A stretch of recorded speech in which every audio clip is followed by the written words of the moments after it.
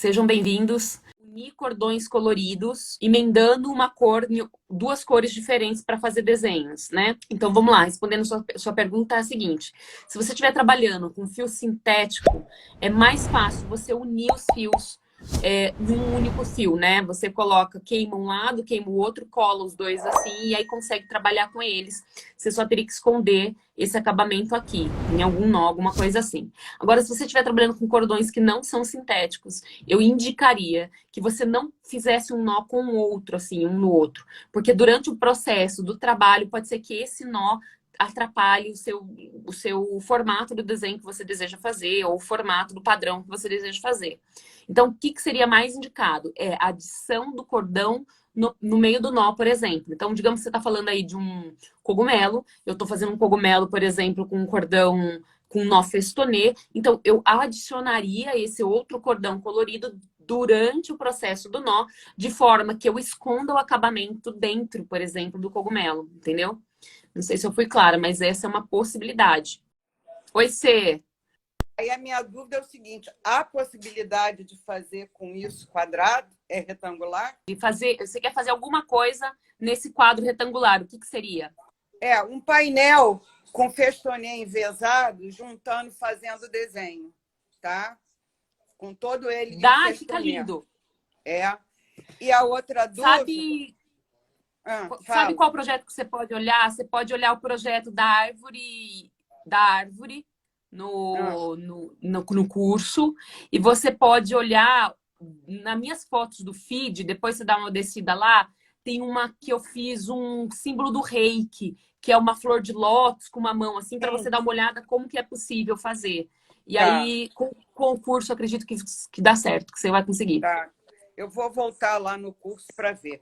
E a outra dúvida, eu fiz esse cinto para mim. Que lindo. De malha? Que lindo. É, fio de malha. Só que agora, para arrematar o outro lado do fecho, tá? Tô com problema. Ó, tem uma aula também dentro do curso chamada... mas eu acho que você não está com acesso ainda. Tem uma aula no YouTube de... Ai, meu Deus. Alça. Dá uma olhada nessa aula de alça.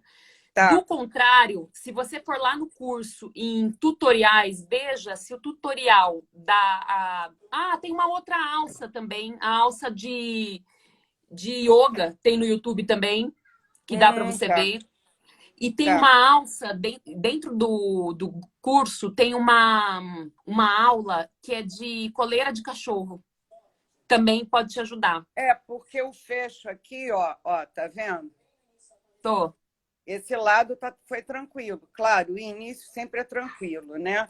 Aí, quando eu cheguei no final, que eu tô com esses fios pendurados, e eu não sei como eu vou arrematar para ficar direito. Tá, então tem uma outra aula. Então tem duas aulas, olha só, dentro do curso que já está liberado. Tem a aula você vai ver, do próprio filtro dos sonhos, não, da árvore da vida. Tem a aula que eu ensino a arrematar exatamente esse ponto aí, eu ensino na aula do abajur. Eu também ensino esses dois acabamentos. E tem a aula de acabamento. Na aula de acabamento, eu ensino várias possibilidades de você fazer o acabamento. Acho que também pode te ajudar. Tá joia. Eu vou almoçar depois e aí eu acesso de novo, que a parte da tarde, para mim, que é que eu faço. Aí eu achei lindo, foi esse fecho que eu prendi aqui para poder fazer, né? E aí eu estou precisando de um cinto, mas travei. Ontem passei o dia inteiro vendo isso. Como é que eu fecho? Tentei 1000 coisas. Ai, Cê, não acredito que tá tudo lá no curso. Ó, na aula de acabamento... Eu simplesmente não lembrei. Ó. Tô velha, ficando esclerosada. Vou te dar como é que fala? Um remedinho para memória. Bem, sem problema. Não, porque eu também sou assim, né?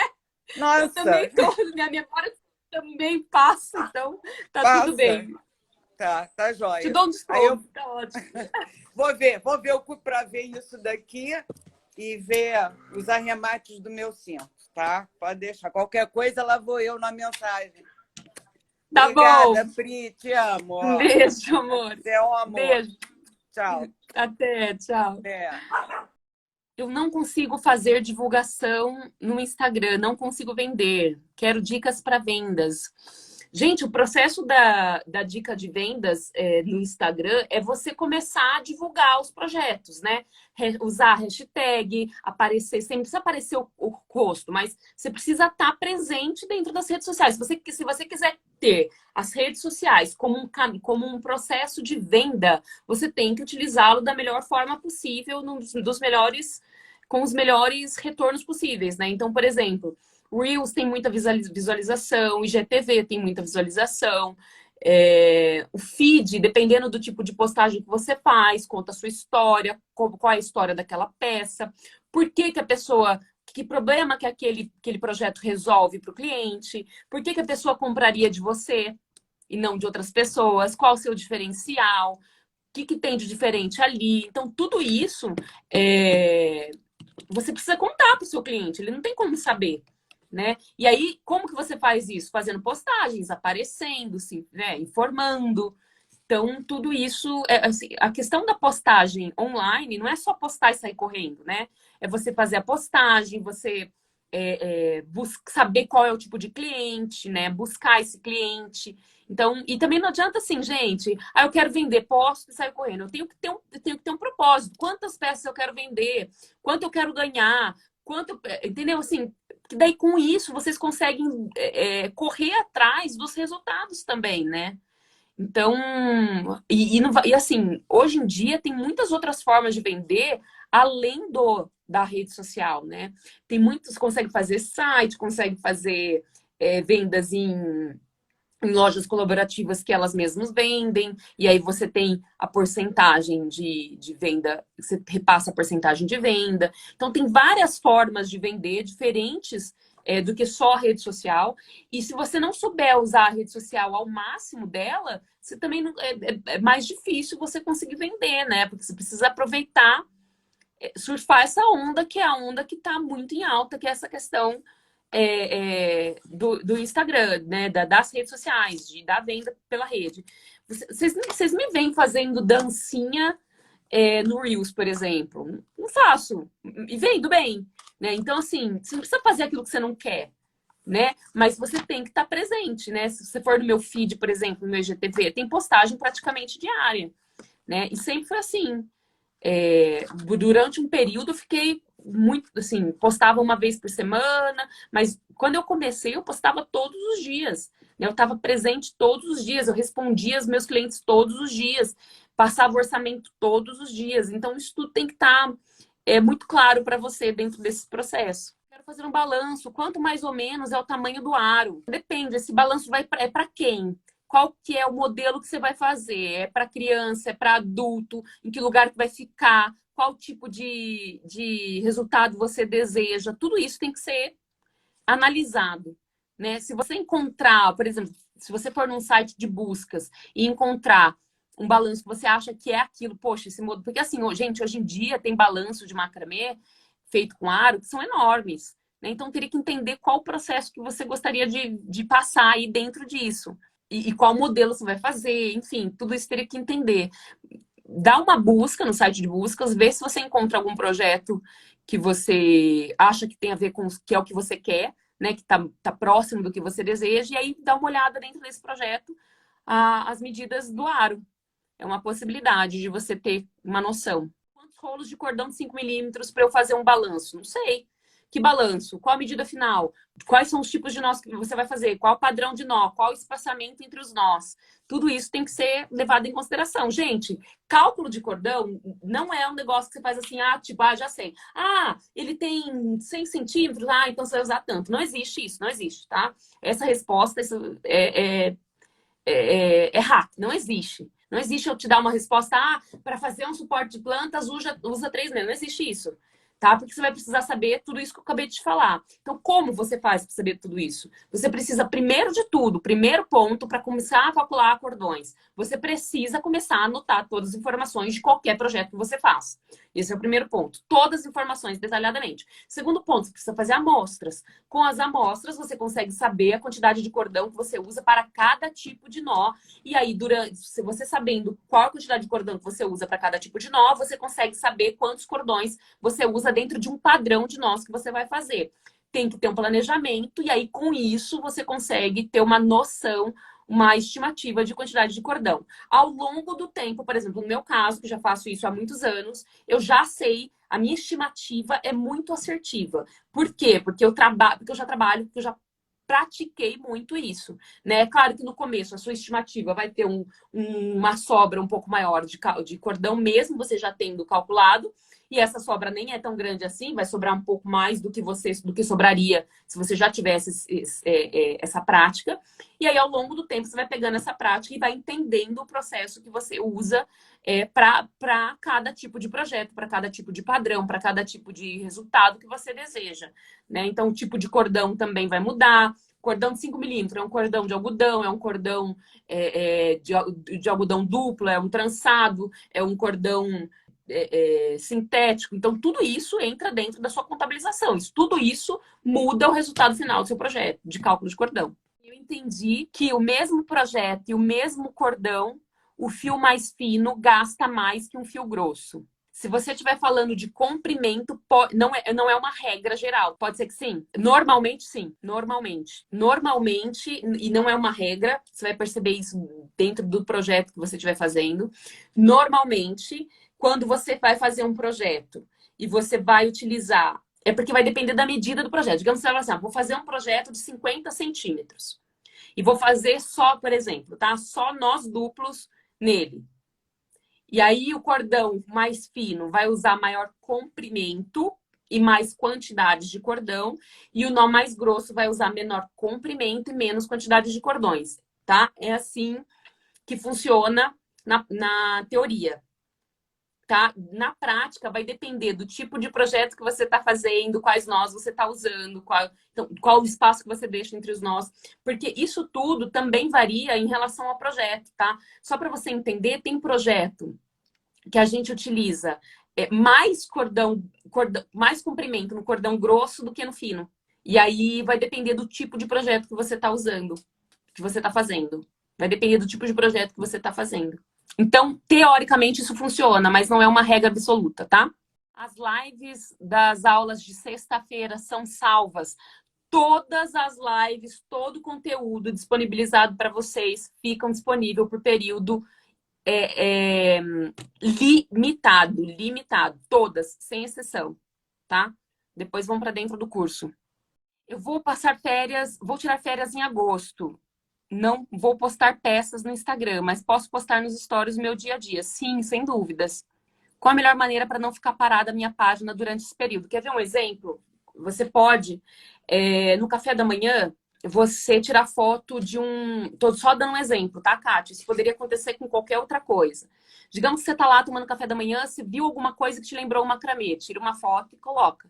Olha, estou aqui pensando que isso daqui funcionaria assim, assim, assado, com macramê. Conta a história, né? Porque você pode, tipo, postar outras coisas que não sejam macramê, contanto que ele tenha algum vínculo com o que você trabalha, né? Se vocês forem olhar lá meu feed, por exemplo, vocês vão encontrar foto de óleo essencial, vocês vão encontrar foto de panqueca, vocês vão encontrar foto de salada de frutas.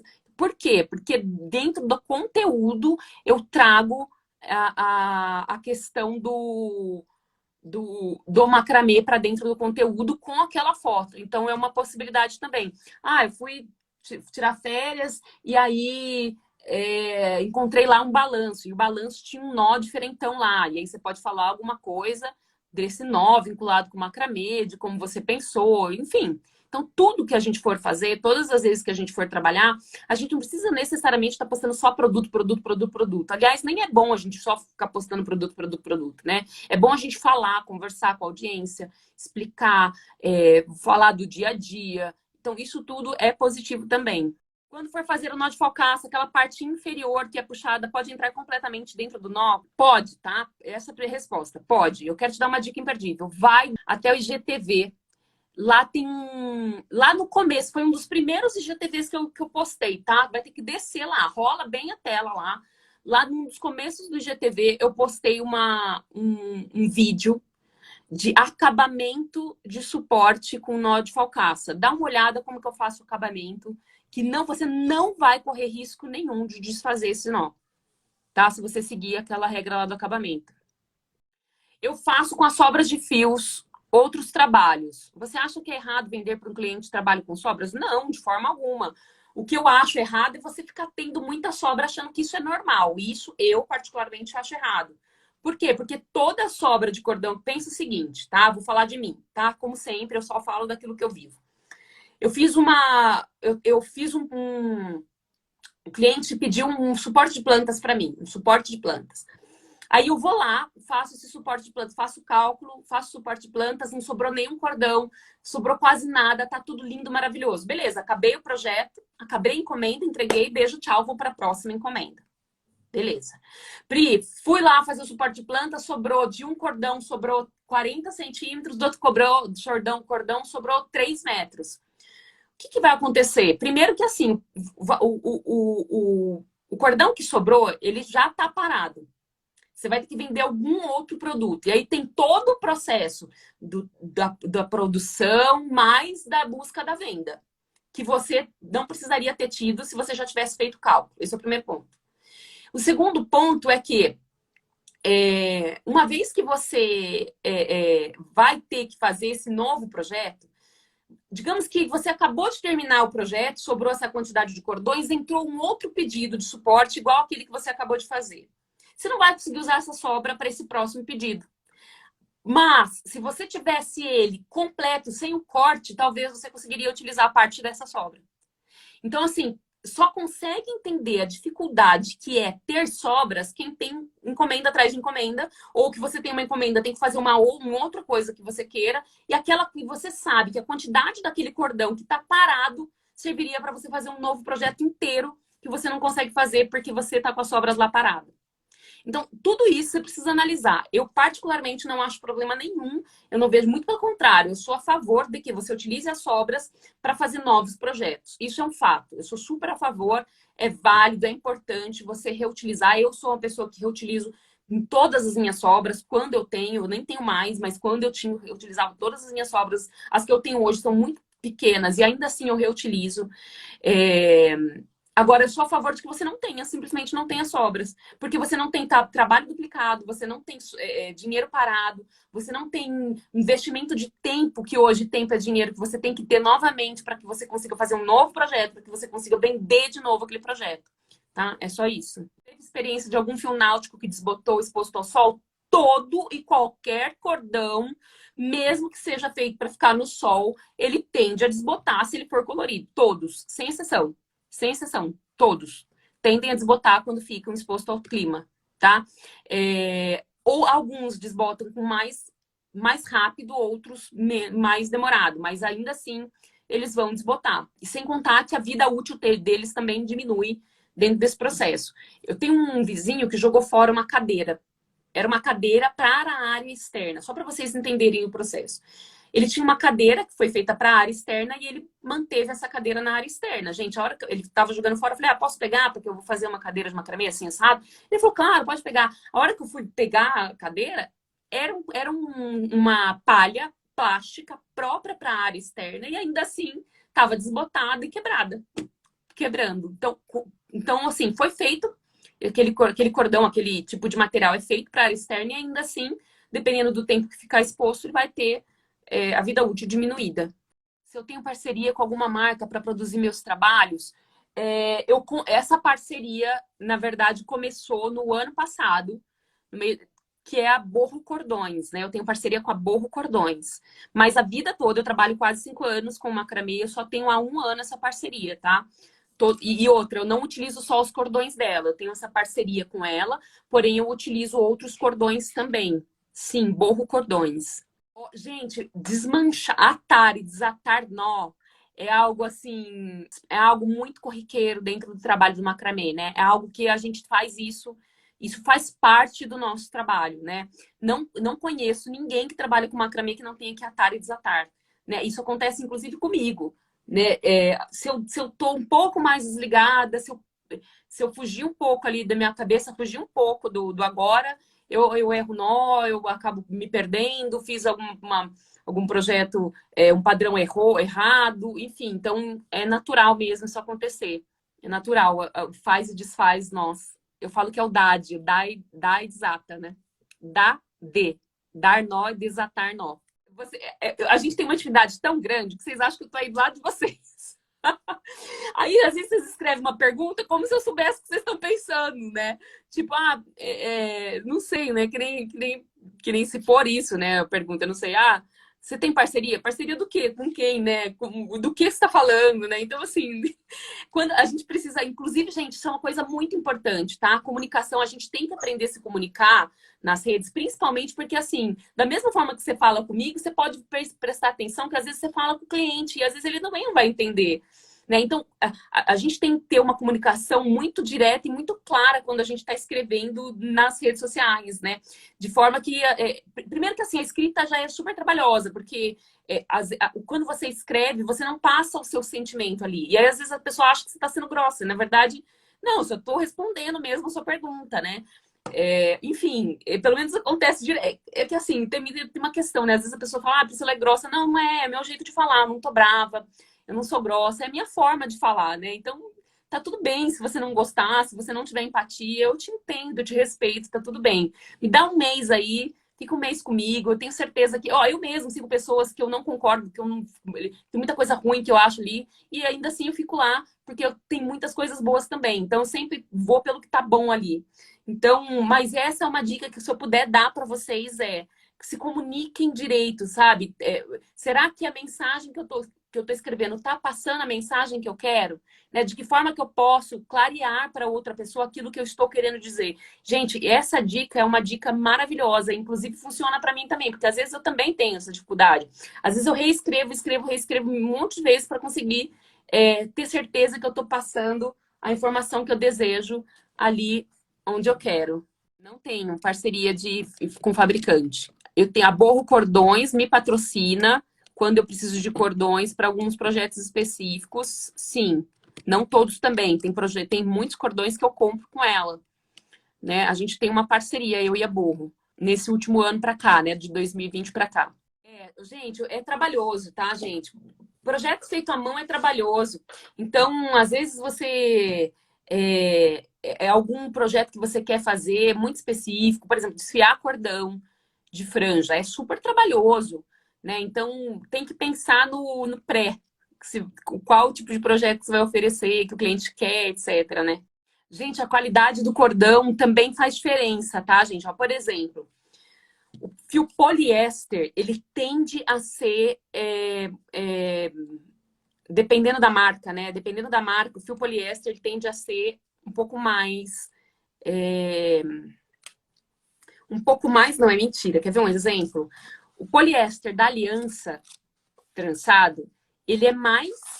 A qualidade dele é melhor do que o náutico da Círculo, por exemplo. E ele existe no mercado há anos. Anos. Cordão de poliéster da Aliança. Eu já trabalhei bastante com ele. Tenho ele lá na minha mãe. Desbotou, mas nunca desfez. Né? Nunca soltou, mas desbotou. Nunca quebrou nada disso. Já ouvi falar que o fio da Círculo quebrou de ficar no sol. Que cordão que dá alergia. Gente, o cordão... Na verdade, para mim, qualquer cordão dá alergia, porque eu sou muito alérgica, né? Mas o pior são os barbantes. Independente da marca. Todo barbante, normalmente, pega, assim, no meu caso, assim. Eu sou muito alérgica. Eu tenho rinite, sinusite, conjuntivite, tudo alérgico. Então, piora, né? Onde encontrar cordões em conta? E aí eu falei o seguinte, que o cordão, ele é uma matéria-prima que ele não é barato. Né? Então, o que a gente precisa não é encontrar uma matéria-prima barata, porque é dificílimo encontrar. O que você precisa é saber precificar para colocar o valor dos cordões, do valor que você paga nos cordões, no seu produto. Né? Saber valorizar o seu trabalho de forma que as pessoas comprem ele com o valor que você adiciona o valor do produto junto também, né, que você comprou. Claro que a precificação, ela não está inclusa somente o valor do produto, né, ela engloba um monte de outras questões para a gente fazer a precificação. Se vocês quiserem saber um pouco mais sobre essa questão de precificação, porque a pergunta dela não foi sobre isso, né, mas se vocês quiserem saber mais sobre precificação, tem um destaque aqui que chama preço. Aí depois vocês vão lá e dão uma olhada como que eu faço, tá, a precificação. Mas então, assim, eu não sei, às vezes o que é barato pra mim não é barato pra você, às vezes o que é em conta pra mim não é pra você, então é muito relativo, gente. Cordão é uma matéria-prima que não é barata, né? E muitas matérias-primas, gente, durante esse processo de pandemia aumentaram o custo, não é só conosco que isso aconteceu, né? Isso aconteceu com bastante gente. Então, acho que seria uma opção você levar em conta, colocar tudo certinho dentro da precificação. O que fazer com uma peça que deu errado? Bom, primeiro de tudo, terem que entender o que é errado, né? O que seria errado dentro da sua visão. Uma vez que a gente entende isso, eu normalmente não desfaço peças, né? Que dão errado, que na minha concepção estão erradas, porque na verdade às vezes nem é erro, às vezes é seu olhar que tá rigoroso demais, etc. Que pelo menos isso acontece comigo, né? O errado que eu falo, normalmente pra mim, quando é errado é quando não ficou do jeito que eu queria, né? É isso que aconteceu, ou então faltou cordão, ou sobrou cordão demais, né? Não sei o que seria errado na sua concepção, né? Aí a gente tem algumas opções. Então a peça não ficou da forma que eu gostaria que ela tivesse ficado. Uma opção eu já postei peça que eu não gostaria que tivesse do jeito que ficou, que eu não gostei do jeito que ficou, e as pessoas amaram, né? Então, uma das opções é você oferecer e ver o que as pessoas falam, se realmente elas não gostaram. Outra opção é você ressignificar. Digamos que faltou cordão. E aí você, então, desfaz uma parte do final e refaz, ou então ressignifica aquela peça. Né, usa aquela peça como com uma outra visão, com outro intuito do que você tinha começado. Então, essa é uma questão também, né? E a outra questão, ainda tem mais uma, né? Ou você mostra para as pessoas e vê o que elas acham, se todas elas, né, acharam errado também. Isso é até uma coisa, gente, já usando essa resposta, que a gente tem que mostrar o valor do nosso trabalho, né? E às vezes a peça que deu errado, você tem que falar, olha, gente, estava fazendo uma peça aqui, mas ela deu errado por causa de X, Y, Z. E aí você conversa com as pessoas, né? Eu gostaria que ela tivesse ficado assim, gostaria que ela tivesse ficado assado, mas eu transformei ela de uma forma X, Y, Z. E você vai conversando, contando aquilo para as pessoas. Teve uma aluna minha essas semanas passadas, acho que foi a semana retrasada, que ela postou uma foto que que não tinha dado certo, ela ressignificou a peça e vendeu. Ela falou, ainda a pessoa falou que comprou por causa disso. Falou, nossa, eu só comprei porque você contou a história da peça e eu achei maravilhoso a história que você contou sobre ela, você ter dado uma nova razão para essa peça e a pessoa comprou, né? Então essas são duas opções e a terceira opção é você, de fato, desfazer toda a peça e refazer de novo de uma outra forma. Então eu contaria aí com essas três opções para essa questão do que fazer quando uma peça dá errado. O primeiro ponto era entender o que seria esse errado, né? Qual o melhor nó para fazer cestos? Nossa, já fiz cesto com nó duplo, já fiz cesto com nó festonê e já fiz cesto com técnica de cestaria mesmo. E funcionou super bem nos três, tá? Depois, se você quiser dar uma olhada, tem lá no feed as fotos de todos. Ai, meu Deus, olha quem tá aqui. Será que sua mãe deixa você aparecer assim, gente? Tá aqui, gente. Quero pedir para você um mini painel com linha fina, usando mais de um fio para engrossar. Gostaria de ver. Eu já coloquei algumas fotos sobre isso. Ensino isso em alguma aula, não tô lembrando qual agora, no YouTube, mas eu já ensinei isso também. E direto eu posto foto aqui para você ver. Peraí que a Dina vai pegar. Posto foto para vocês verem também. Então, é uma outra possibilidade que dá certo também. É só você unir um cordão a mais e começar a dar os nós com eles. Direto nas lives aqui mesmo eu mostro pra vocês como que eu faço. Como eu tô aqui embaixo hoje por causa da pequena, Eu tô sem cordão aqui, senão eu também te mostraria, mas é bem simples fazer, tá? Dá uma olhada nessas lives que eu já mostrei e tem também isso numa live. Tô tentando lembrar qual live que eu falei sobre isso. Se eu não me engano, foi de suporte de plantas com fio fino. Tem um suporte de plantas que é feito com fio fino, com uns bits, assim, com uns... Cuidado, amor. Com umas contas de madeira. Dá uma olhada lá também, se não é aquela. Eu comprei barbante número 6. Você acha que eu devo ir na loja trocar por cordão espesso 24? Ou dá pra trabalhar... Eu prefiro... Gente, a questão do barbante é muito pessoal, tá? Eu prefiro cordão grosso. A não ser, dependendo do tipo de projeto que você vai fazer, você já passa ele com cordão fino propositalmente, né? É o que acontece. Por exemplo, eu já fiz painéis que o cliente queria uma franja bem volumosa, eu fiz com cordão fino, né? Unindo dessa forma que a gente comentou agora. Mas eu prefiro, assim, se eu puder escolher, eu prefiro trabalhar com cordão mais grosso.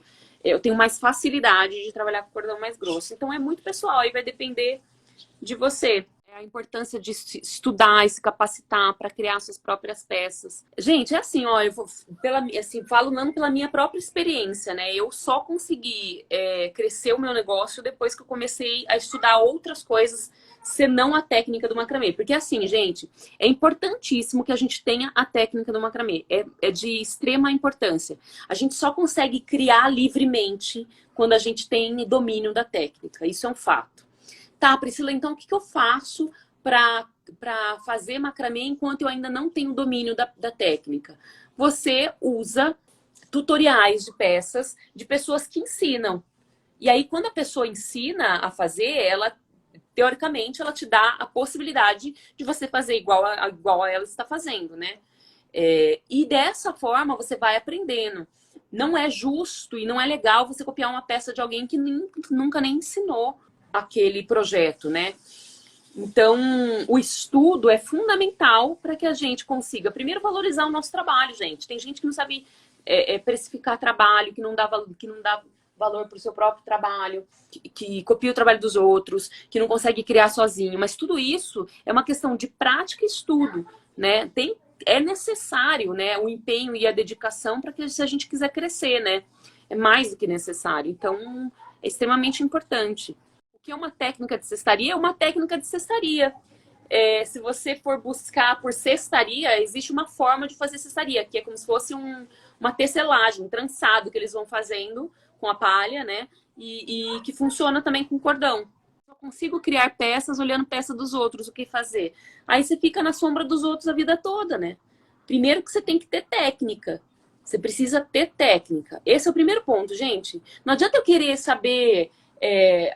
como gerir um negócio se eu não tenho nem a técnica do macramê estruturada. Então, o primeiro ponto é a gente praticar, ter técnica, né? Com o domínio da técnica, a gente consegue ter o domínio também de fazer, de criar nossas peças. Como que a gente tem o domínio? Praticando, testando, fazendo. A gente só aprende desse jeito. Um beijo!